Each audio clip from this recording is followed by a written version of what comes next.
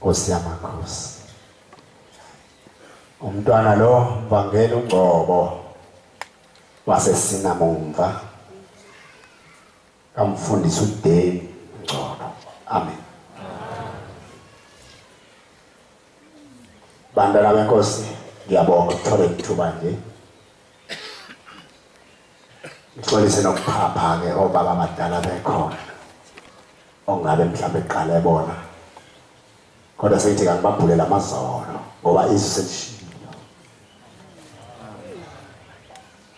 Bantwana basezulwini kunye nje ezokhuluma njengoba izwi amazwi lithi ivesi linye ehlabeleleni nokukodwa noma kubile sokusho kodwa ngizosho ukukodwa lapho ngibone khona inkosi uthingo lenkosazana kuthi lo uNkulunkulu.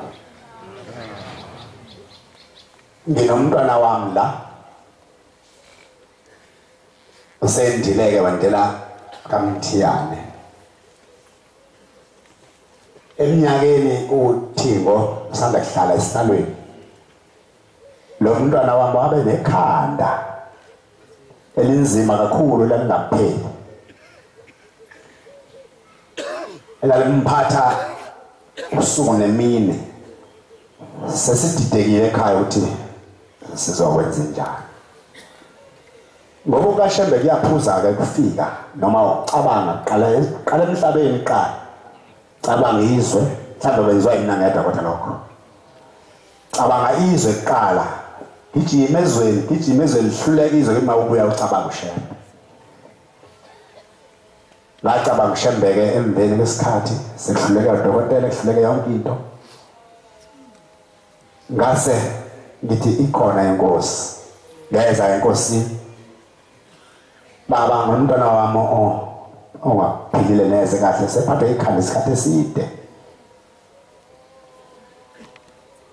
Wathi ubaba hamlande amafutha namanzi ulowafudumeza lamanzi waphuza uneshisa bese ngoba uvaselina ufake emlonyeni awudle nasemakhaleni leyo phela lelo khanda. Ngempela ngenze njengoba izwi lamazwi selishilo.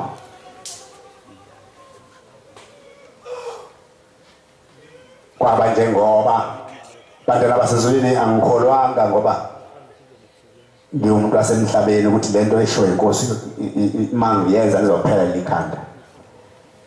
Kodwa bangcwele bezulu